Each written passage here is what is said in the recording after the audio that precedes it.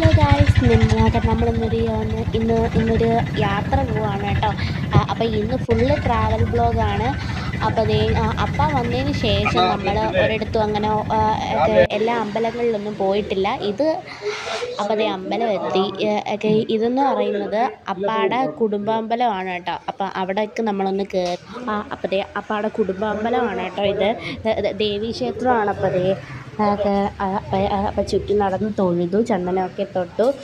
പിന്നെ ഇത് നല്ല അറ്റ്മോസ്ഫിയറാണ് കേട്ടോ. നല്ലൊരു സോഷ്യലൊരു ഫീലാണ് കേട്ടോ. നല്ലൊരു ചരിത്രം സൃഷ്ടിച്ച പോലൊരു ഫീലാണ് കേട്ടോ അമ്പലത്തിൽ വന്നപ്പോൾ. പിന്നെ അമ്മയും അപ്പം വഴിപാട് കഴിപ്പിക്കാനായിട്ട് രസീത് എഴുതുകയാണ് കേട്ടോ.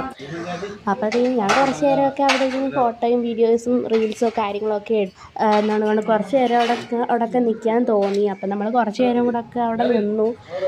അപ്പോൾ നല്ല രസമുള്ള അമ്പലമാണ് കേട്ടോ. നിങ്ങൾക്ക് ഇഷ്ടപ്പെട്ടോ ഇഷ്ടപ്പെട്ടില്ലയോ ഒന്ന് കമൻറ്റ് ചെയ്യാൻ മറക്കണ്ട. പിന്നെ നമ്മൾ വന്നത് വെട്ടിക്കോട് നാഗരാജ ക്ഷേത്രത്തിലാണ് കേട്ടോ വന്നത്.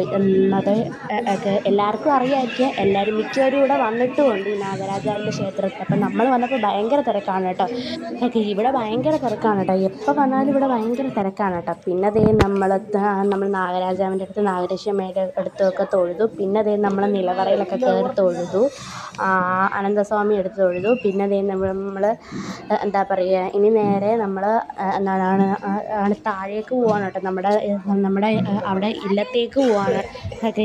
എനിക്ക് ഈ അമ്പലത്തിൽ വരുമ്പോൾ ഏറ്റവും ഇഷ്ടമുള്ളൊരു സ്ഥലമാണ് കേട്ടോ ഈ ഒരു ഇല്ലം. നല്ലൊരു അറ്റ്മോസ്ഫിയറും കാര്യങ്ങളും ഒക്കെയാണ് കേട്ടോ. നല്ല പണ്ട് പുരാതനമുള്ള വീടും കാര്യങ്ങളൊക്കെയാണ്. എനിക്ക് ഒത്തിരി ഇഷ്ടമാണ് കേട്ടോ ഇവിടെ വരാനായിട്ട്. അപ്പം നമ്മൾ കുറച്ച് നേരം ആ ഇല്ലത്തിൻ്റെ അകത്തളത്തിലൊക്കെ ഇരുന്ന് കുറച്ച് നേരം വീഡിയോസ് ഫോട്ടോസൊക്കെ എടുത്ത്.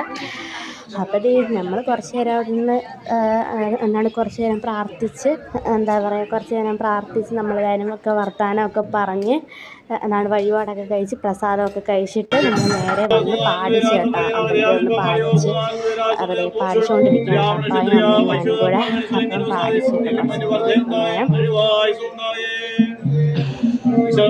അപ്പം പിന്നെ നമ്മൾ അമ്പലത്തിൽ നിന്ന് ഇറങ്ങി നമുക്ക് വല്ലതും കഴിക്കണം കേട്ടോ. നമ്മളൊന്നും കഴിച്ചിട്ടുണ്ടായിരുന്നില്ല.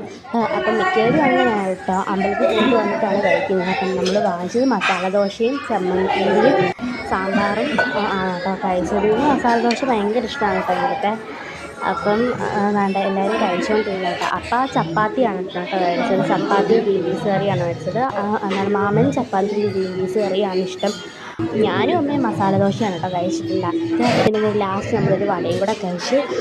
ഇത്രയേ ഉള്ളൂ നമ്മുടെ video. Tata, bye bye, see you. നമ്മളങ്ങനെ വീട്ടിലെത്തി കേട്ടോ. അപ്പോൾ ഇത്രയേ ഉള്ളൂ. ടാറ്റാ.